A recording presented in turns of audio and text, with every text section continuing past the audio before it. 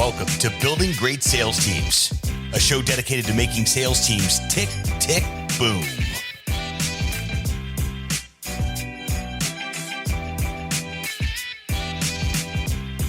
Great sales teams are not recruited, they are built, block by block. Let's get to work.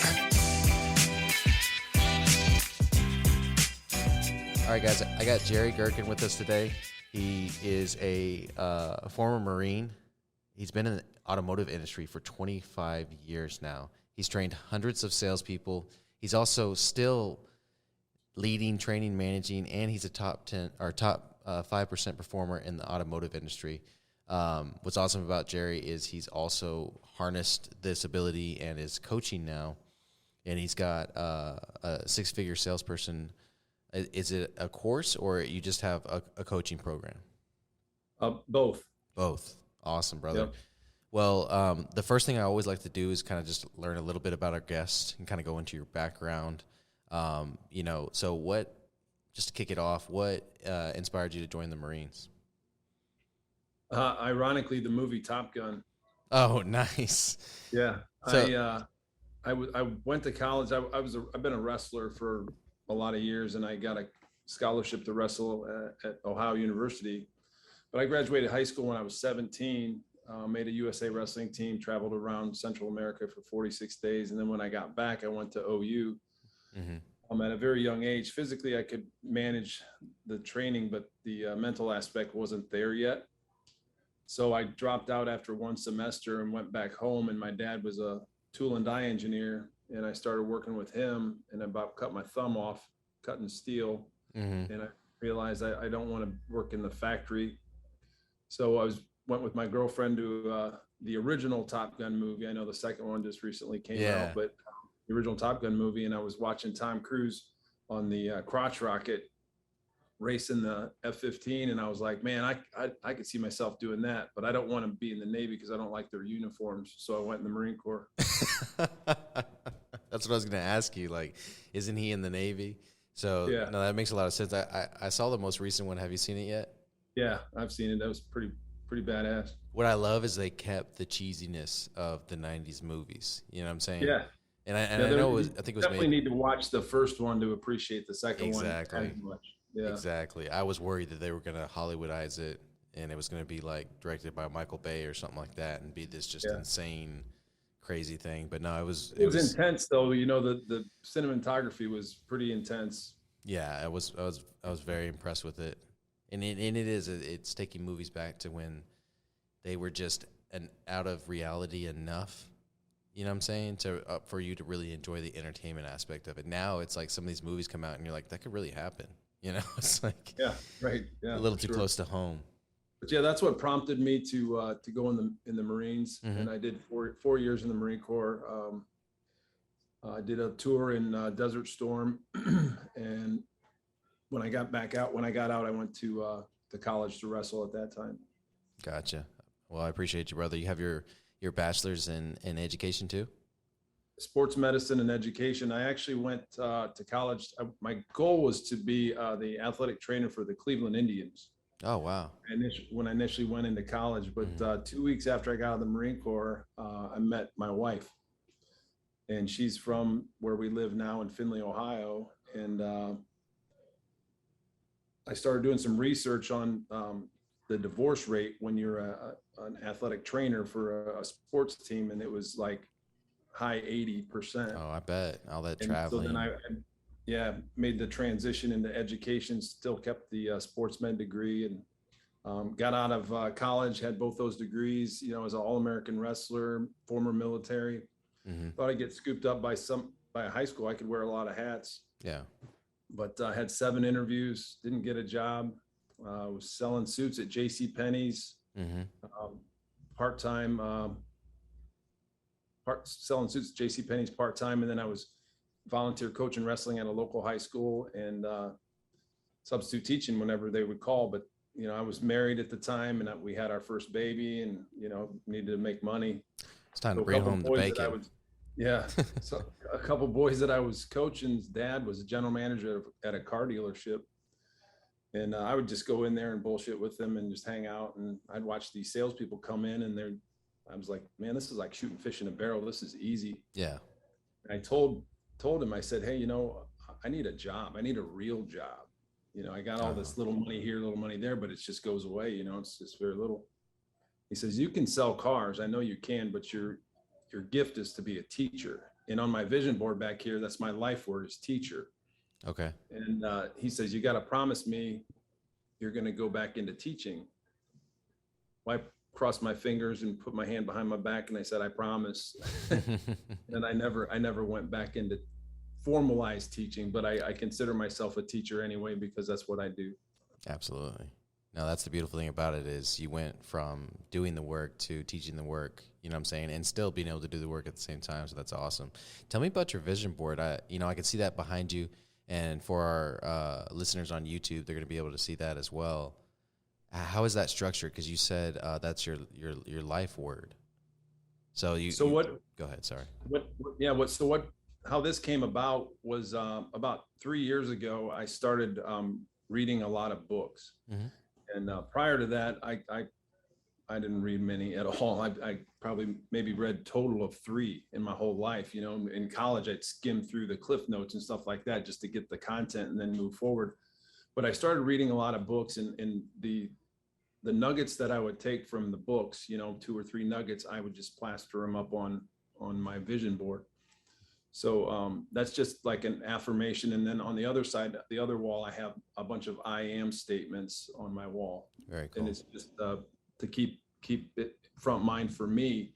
But also the thing that I didn't see happening is when my clients come into my office, is they'll sit here and read stuff on my vision board and ask questions, and it opens up dialogue and conversation. It gives me an opportunity to witness to them. Mm-hmm. In different ways. So I didn't see that one coming, but it's been a neat evolution. That's beautiful, man. That's awesome. And that is one of the most pure forms of building rapport, for sure, with your customers. So I love that. So you are in Apex, right? I mean, we've been connected for a while, and I'm assuming it's because of Apex. Yep. It's always so tough on there because, I'll probably get 100+ friend requests a week. I'm sure just like you get.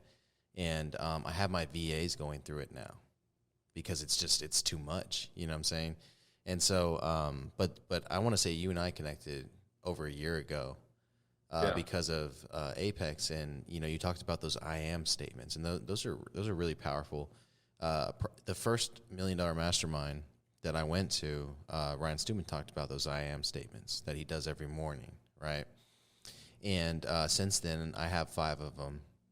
And I do those every morning. And when I don't do them, when I wake up late or, forget or whatever the case is, because they have become a really good habit, but every now and then I miss them, there's something's off about my day. And it's a subconscious thing, And so when I realize I missed them, then I stop what I'm doing. I find a quiet place and I go through them real quick. And then I'm right back on track, So that works really well for me too. I think it's awesome that you do that. So we have them in our bathroom. My wife put I am statements all around the bathroom mirror. Mm-hmm. So then when I get out of the shower, I'm getting ready, then I'm actually, and it's important for the listeners to know to say these things out loud, because not just to think it, because once you speak it, then your ears, it's reinforced, It's a different sense that's picking up on it. Mm-hmm. And then it does become a part of who you are. 100%. Positive affirmations. Yeah. Yeah, I love that. And, I used to think, of course, in my 20s, I used to think all this stuff was cheesy. You know what I mean? And right. It didn't work. And it was just, a way to sell something. You know what I mean? And as I got into my 30s, I realized how incredibly important it was, how that mindset will set you free for sure. So the reason that we are doing this podcast today is because I can't remember what the context was, but you had shared that you had this player profile, and you offered to send it over to me, and I'm like, sure, yeah, I'm always willing to learn. I have by no means have this figured out completely, right? And so you send it to me, and I'm walking through it, and I'm like, this is freaking badass, And so what I'd like to do is kind of have you walk us through this a little bit. And so the first thing you have in it is your welcome letter. I'm gonna try to do the best I can audibly, and then if it's okay with you, I can include this in the show notes. Sure. Okay, Yeah. great. And this is a great thing to obviously, if anybody's interested in coaching, this is kind of how they're going to understand how you're going to help them, right? And so the first piece is the welcome letter and everything, and it's walking you through each piece of this player profile, which is the dream discovery, the player profile, and then the centers of influence. And so walk us through the dream discovery. What is, you don't necessarily have to walk us through all the questions and everything, but what is the goal here for you as a leader when they're filling this out? So what you want to do is everybody's different. Everybody's motivated differently. And you can't, as a manager or as a leader, you can't assume that you can use a cookie cutter for everybody, because everybody's different. Some people are inspired or motivated by time off. Some people are motivated by gifts, words of affirmation. Going through this process, then you're going to identify what your this part of your team that you're going to be able to help them. And what the dream is, the dream discovery is, if you could dream a dream and you would not fail, what would that be? Mm-hmm. Because a lot of times what happens is we have these limiting beliefs where that's just way out there. But if you could dream a dream and you could not fail, what would that dream be? And then share that, because being former military, I understand the value of leadership. And I knew that as a young kid too, but being in the military, it was framed differently. Mm-hmm. So when you have a leader and they're a true leader, not a boss, then you'll go to war for that person. So if I'm leading a team and they know that I truly care about them and I want to see them succeed and reach that dream that they could dream and they aren't going to fail, mm-hmm. then they're going to work harder for me and support me, not only in the job, but also in the community. Yeah. Because they're not going to talk trash about me in the community, because they respect and they understand that I'm working right along with them to accomplish what they want to do. Yeah. And a lot of companies don't do this, and the first time, the reason that I have the onboarding form that I told you about earlier, where I asked them what their interests are, and like if they had $1,000 and they had to spend it on themselves, what would they spend it on? Questions like that. I actually heard Jessie Lee Ward talk at the 2020 $1 Million Mastermind, and she talked about that onboarding form that she uses, right? And she had the same sentiment, to where it's like, if I try and manage, this sales team, this staff, whoever it may be as a whole, I'm going to leave out certain people, what I'm saying? Because they're not going to be motivated by what I'm offering or the bonus or the incentive, whatever the case is. Versus if I show a genuine interest in them and a genuine care about them, and I get them something that's special to them, what I'm saying? That's going to create that connection. And like you said, they're not going to be able to go out into the marketplace and be upset about anything, because they know that you genuinely have their best interest in mind. So that's the dream discovery piece. And it's very simple, so I'll just walk through it. On this page, it basically asks them, what are your most important goals at this point in your life? What are the outcomes you want these goals to produce? And then, like you were alluding to, what one dream would you dare to dream if you knew you could not fail? Which I think is a very powerful question. And I am definitely going to use this with my salespeople, and I'm very interested in what they're going to say, And so it's really good to do. I mean, I've used this with other teams that I've coached, uh-huh. and the veterans don't necessarily like it as much because they're already maybe there for 5 years or whatever their term was. But yeah. But the newbies, definitely it'd be something like you said for the onboarding, mm-hmm. for sure, because they're fresh and new and they're eager and they're energetic and they want to see what's, and they just assume that it's part of the process, which it is, because you truly use the word genuinely. Mm-hmm. You genuinely care, and it goes back to that cliche or that old saying, if we help enough people get what they want, you'll get what you want. Yeah, essentially that's what this is, but it's sincere. Mm-hmm. I don't have an agenda. I truly want to know. Yeah. And it is hard in the world that we're in now to believe that. But if you are making investments like this consistently in your people, then that's the end game. Everything can be solved with consistency, right? And when you look at the most successful people in the world, they're incredibly consistent with their schedule, their time, what they invest into. And if you consistently this up a little bit, can see this up here. There you go. Consistency is key. So Jerry was pointing to his dream board. He's got consistency is key back there. And if you consistently invest in someone, they're going to feel that. Whether it registers or not, in their conscious and their subconscious, they're going to feel that, and they're gonna feel, for lack of a better term, they're gonna feel safe. You know what I'm saying? To come to you with their issues or to basically follow your lead. You referenced Jessie Lee Ward a few minutes ago, and one of the things that I learned from her, I follow like three different laws: the law of diminishing intent, the law of reciprocity, and the one that I picked up from her was the law of familiarity.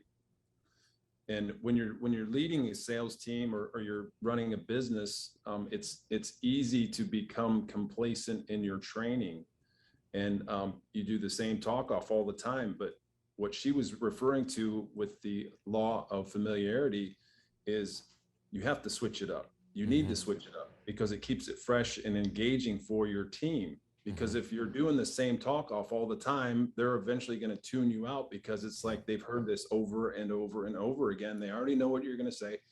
There was a time, it's been many years ago, I had a used car manager that would say the same thing every time, Monday, Thursday, Saturday meeting, every time without fail. And one time he was getting ready to do it, and I said, "Bob, wait a second."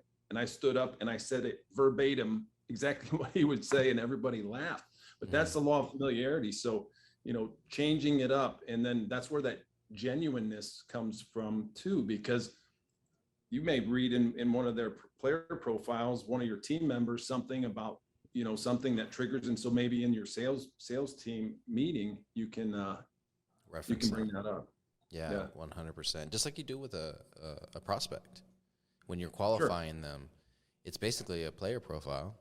And then when you present them the product, or the vehicle that you want to sell to them, you're presenting it to them for their life.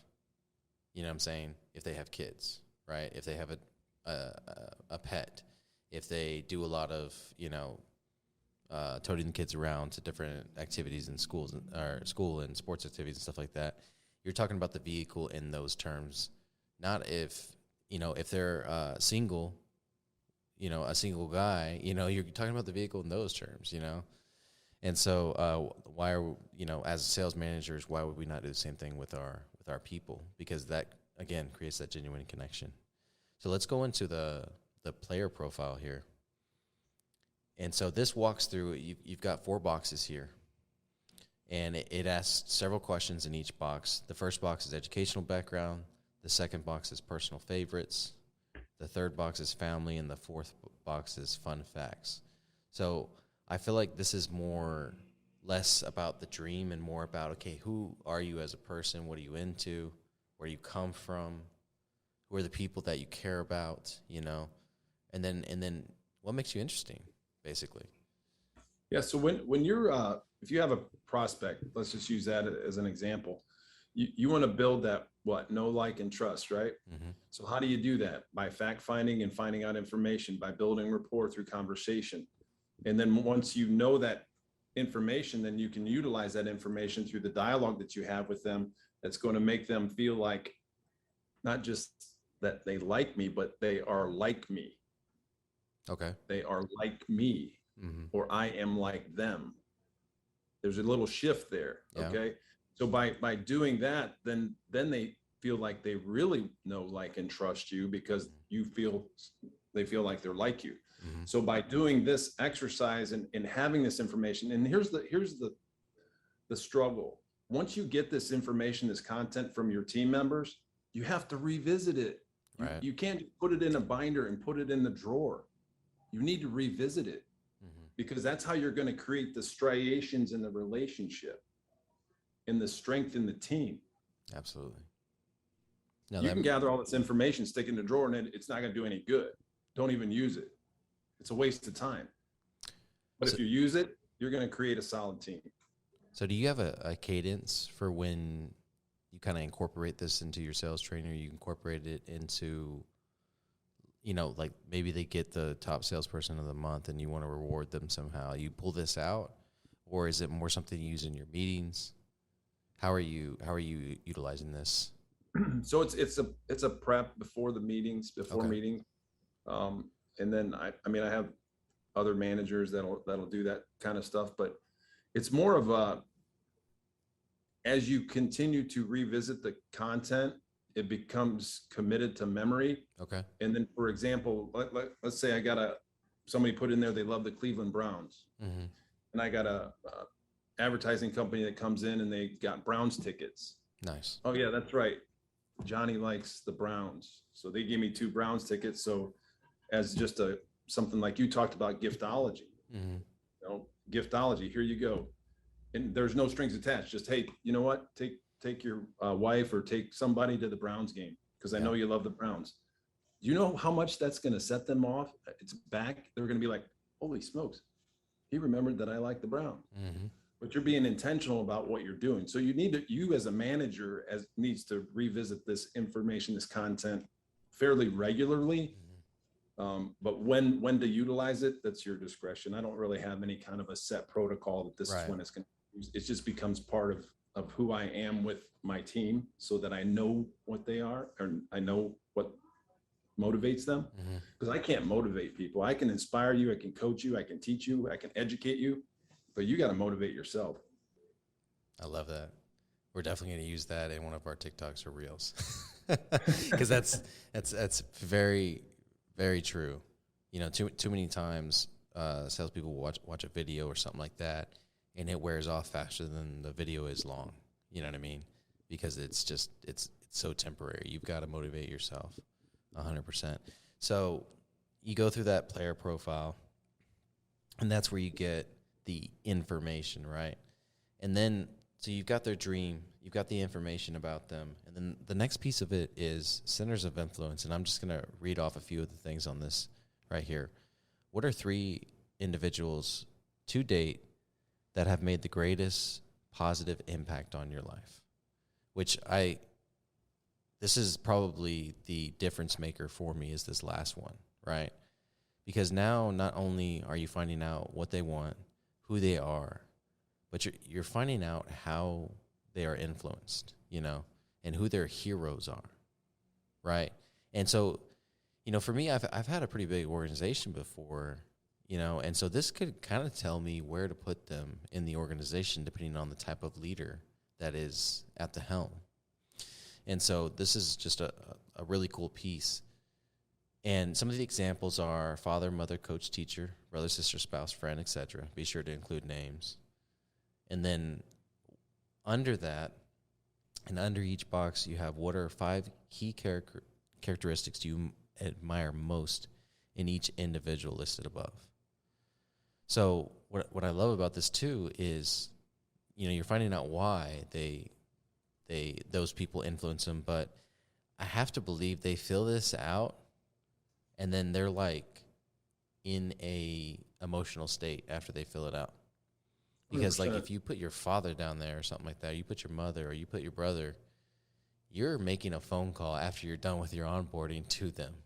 You know what I'm saying? You're reflecting. You're forced to reflect on why, and that's where the emotion comes in. If you truly do the work. And so we get so stuck in reactive state of mind, taking what life gives us and everything. We don't take the time to stop and appreciate these amazing people in our life. You know what I mean? So you've just in onboarding, you've done something for them that they may not even realize that's incredibly subconscious, that this may create a habit to where they start having this gratitude on a weekly basis or a monthly basis, because gratitude is a huge piece. And that's what this worksheet does. It creates gratitude 15 times when you describe the characteristics of these people that influence you, as long as you're doing it genuinely. Like you said, you're doing the work. Because all of us could put some celebrities on there and BS words and stuff and put what you think what they think you want to hear, But so how do you I guess when you're reflecting on this or you're revisiting it, like you said, what is the purpose of the sheet? And I've alluded to a lot of that, right? But also, and then I guess, what is the difference it makes in your management and training style? So it speaks a little bit to core values, and we know a lot about core values in the organization that we're talking about, or that we're involved with in Apex. So once you identify these things and then the characteristics, it speaks to their core values, and then you find out right away, if you haven't already, whether or not they're going to align with your core values in your company. And as we know, if they're not in alignment, then they're probably not going to make it long in your company. So that's the biggest takeaway for this, is to find out who they are as a human being based on what their answers are, and what their non-negotiables are. And then also it tells you a little bit about them as a human being that can help you as a manager, as a leader, guide and direct them, because you know what kind of maybe buttons to push or which direction to go in the conversations, how much inflection, what you can use, if you can be real direct, or if you have to use what I call the sandwich technique, which is really popular now because everybody likes criticism. So we compliment, redirect, compliment. You never don't want to say criticize. Yeah. When I was growing up, if my coach got in my face and screamed and told me I couldn't do something, I was going to prove them wrong. Nowadays, kids will just buckle. Yeah. They'll, okay, I guess I'm not good at this, so I'm going to go do something else. Yeah. But it definitely helps you identify who they are as a human being, and what makes them tick in a way, and the values that they see, because when they write those 5 down, that tells you what they look for in a leader. Awesome. Yeah, and I wasn't expecting that answer, and I love that answer because, I have been trying to find ways to figure out if new salespeople coming on align with our core values, right? And so currently we're using WiseHire, and we're doing DISC profiles, so that kind of gives you some indication, where their values are at. But it's, those tests are always tough. I take them with a grain of salt because not everybody is 100% honest in them. And I get it. Like the DISC profile really hammers the same question 8 different ways. So it'll find out one way or the other where you lean, law of averages kind of thing.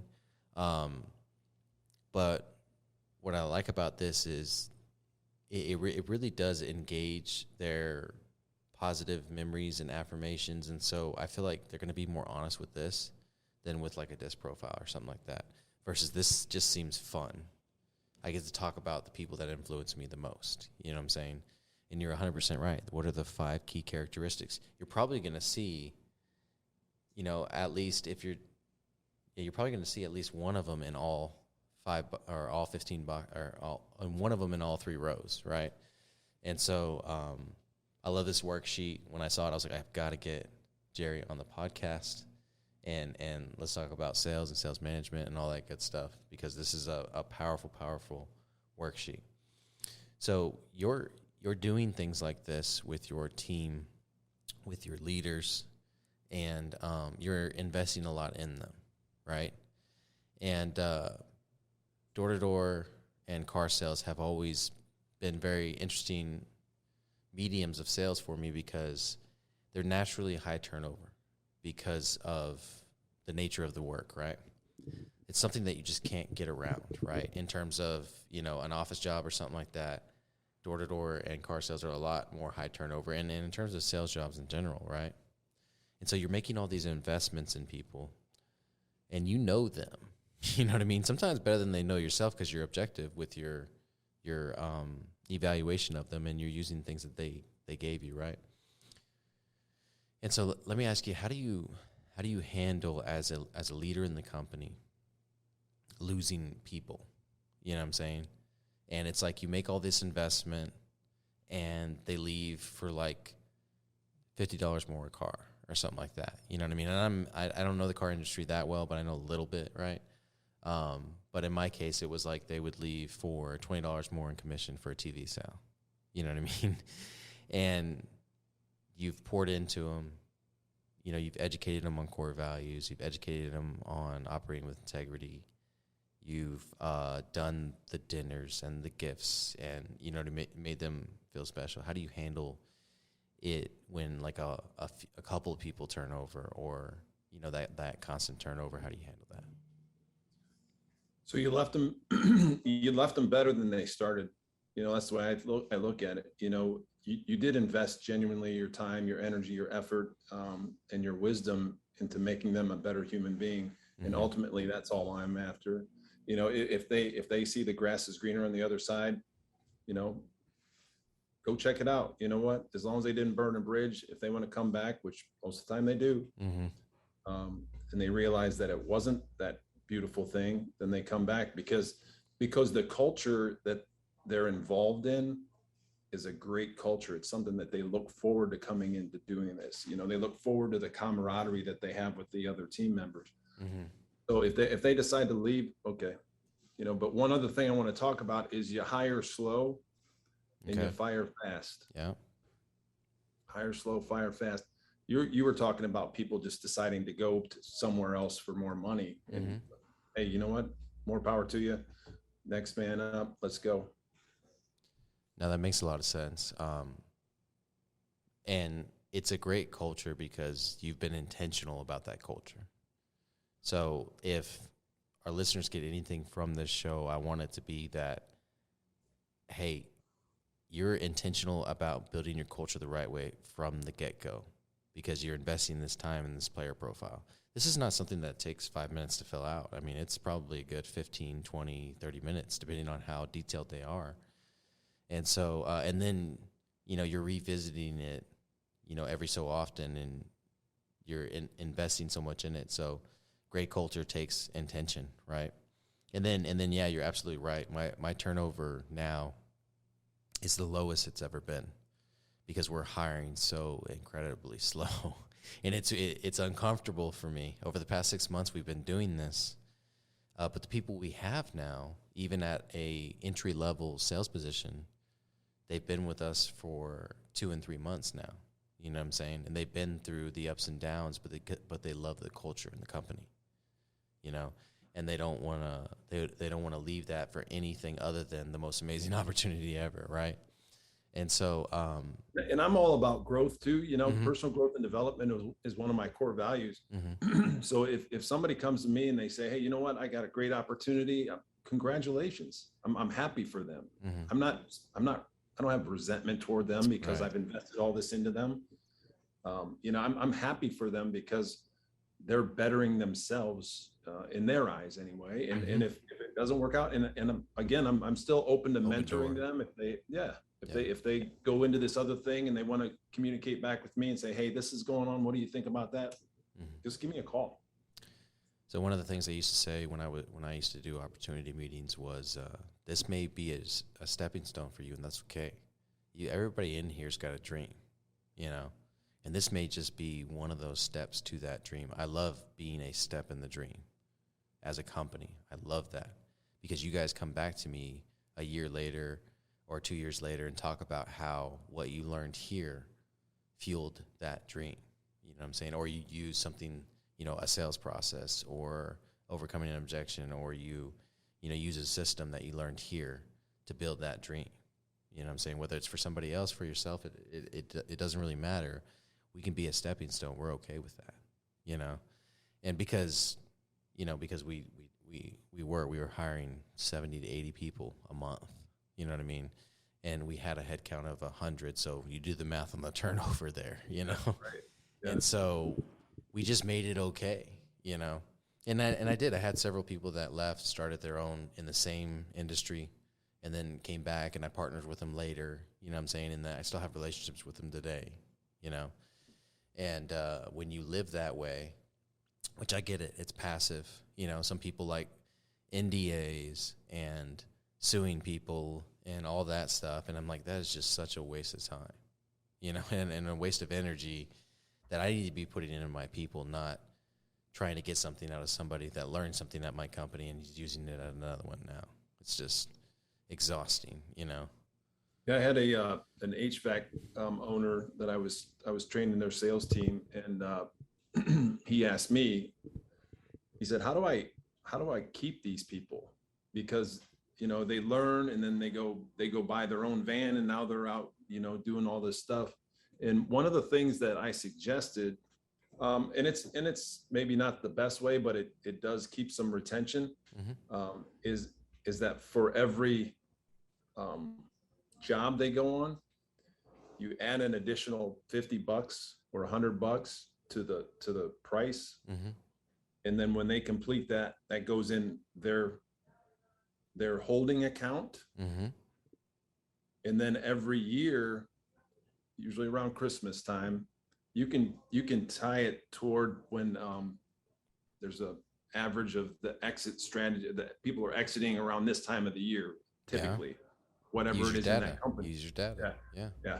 So you can target around that time, and that's when you're going to pay that out. But the whole thing is they have to still be employed there at that time to get that payout. Right. So that's one way to keep people. But I think the culture is the biggest thing, because a lot of people, when they do leave, they feel bad because they're almost reluctant to tell you because they feel bad because you have given so much. And that's that law of reciprocity. You give and expect nothing in return, but eventually it comes back to you. 100%. And so what I always tell my clients is, in this, I never want to plagiarize, so I always reference the people that I learn things from. And this I learned from Ed Milet. And, when he talks about, people leaving your company all the time, well, it's because your dream, your personal dream isn't big enough. Because if your dream was big enough, it could fit their dream inside of it. You know what I'm saying? And so Sure. that goes along with so much, and it makes a lot of sense. And so whenever I realized I had this high turnover and all this volume coming through with people and everything, I started building out my opportunity structure a little higher to where they can get to places like regional, VP, and then eventually partner, right? And you can do all that a million different ways. It doesn't have to be a partner in the principal company. It can be a partnership in this location. You know what I'm saying? And so I had a guy that came out to the RBO mastermind, and he does, plumbing, right? And he does commercial and residential plumbing, and he's very good at what he does, been with the company for a long time. And he recognized that there was an underserviced market in the town next to him. And he went to the owner and said, hey, we should open up in this town over here. There's an underserved market here. They don't have a home plumbing company that can service these customers or whatever. And the owner was a very things are the way they are, you know what I mean, type of owner. We don't want to change things. We're doing well with this. And so I said, okay, go back to him and ask him to franchise, right? So give him that opportunity to basically have you go out and do it, because you know the business inside and out. You've been kind of a right-hand man. Give him that opportunity to go out and franchise. That way you can absolve yourself of the law of reciprocity. You're giving him the opportunity to invest in you, but also you're obviously going to have to make an investment too, right? But it's under the same name, you know what I mean? And so he went back and did that, and so he's opening up that franchise piece in a couple months now, and he's like a 70% partner. The original owner's 30%. It's a really good deal that he put together, and so it can come from the other end too, if you negotiate it the right way, right?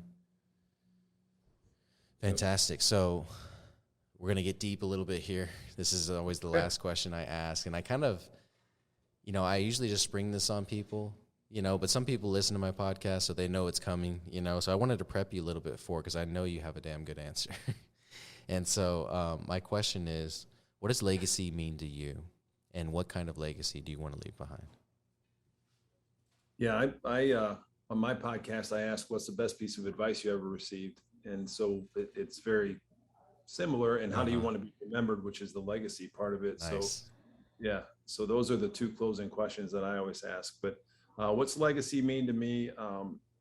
It's what kind of an impact I can leave for the next 3 generations. Because let's face it, there aren't too many people that Go down in history. hundreds and hundreds of years. Yeah. You know, so what kind of an impact I can leave on the next 3 generations? And that's not necessarily monetary. It's more about character, because your character, wherever you go, there you are. Mm-hmm. You know, it doesn't matter what kind of clothes you're wearing, you know, how much money you got in the bank, what kind of house you live in, all that kind of stuff. It's wherever you go, there you are, your character. So the kind of an impact that I can leave on those 3 generations moving forward is what legacy means to me. Mm-hmm. And then, you know, if I ask you who the greatest salesman in the world was ever, you know, some people might say Zig Ziglar, because a lot of people know who Zig Ziglar is, right? Mm-hmm. He's got all these different books. You may rattle off a few other things, other people. But the greatest salesperson, in my opinion, that ever walked the earth is Jesus Christ. Amen. Yeah. Servanthood's mentality, always humble and kind. You know, stern when he needed to be, mm-hmm. but it was always backed up on scripture.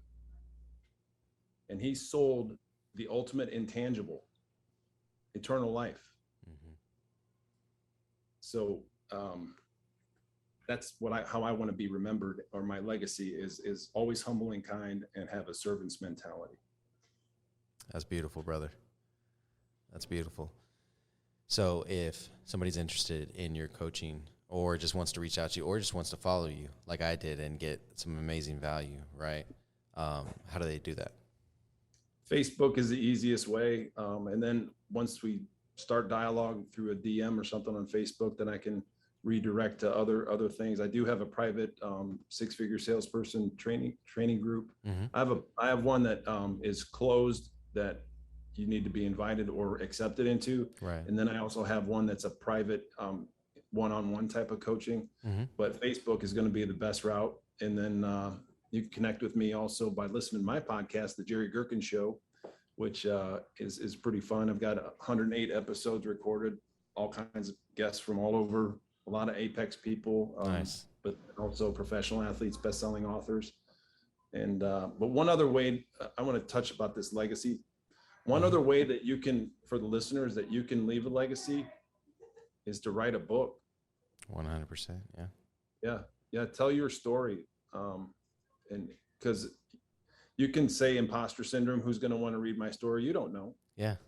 And it may touch thousands of people's, like the power of one more is touching tens of thousands of people, mm-hmm. you know, or it may touch a couple people, but you know, you owe it to society to tell your story.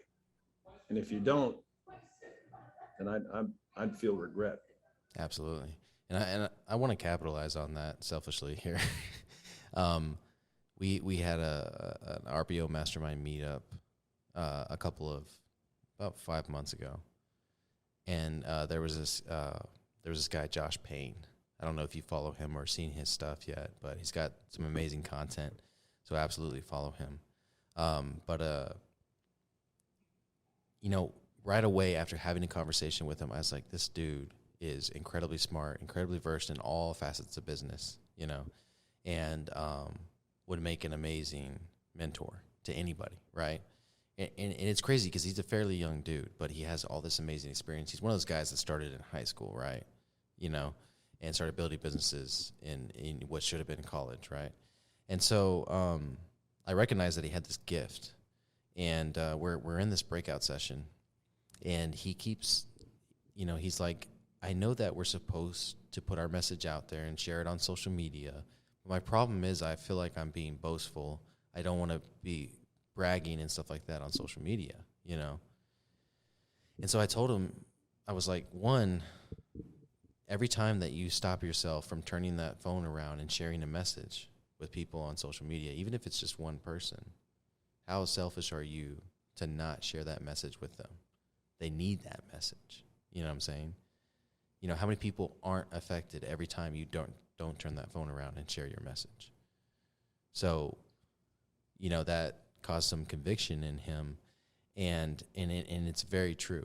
Whether it's a book, it's a podcast, it's a social media post, like you owe it to those people that need to hear that message in that moment, that it doesn't have to necessarily change their life. What if it just makes their day better? What if you knew that every time you wrote a sentence in a book or posted on social media or did a podcast like this, it made someone's day better?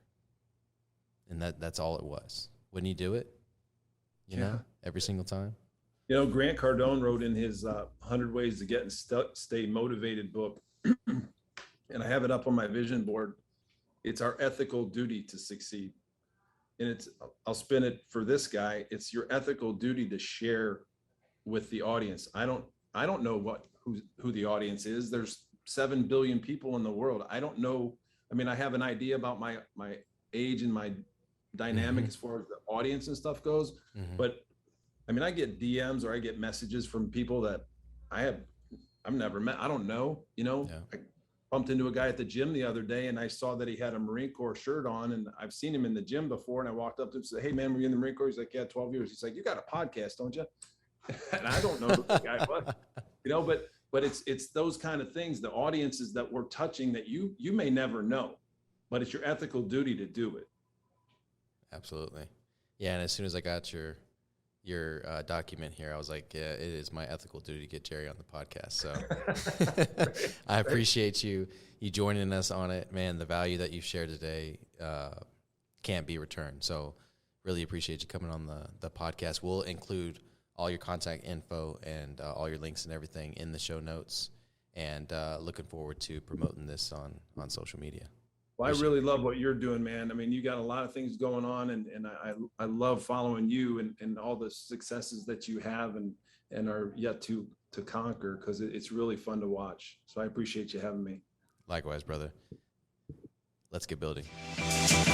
Thanks so much for tuning into this episode of Building Great Sales Teams. We sure do appreciate it. If you haven't done so already, make sure you're subscribed to the show wherever you consume podcasts. This way you'll get notifications as new episodes become available.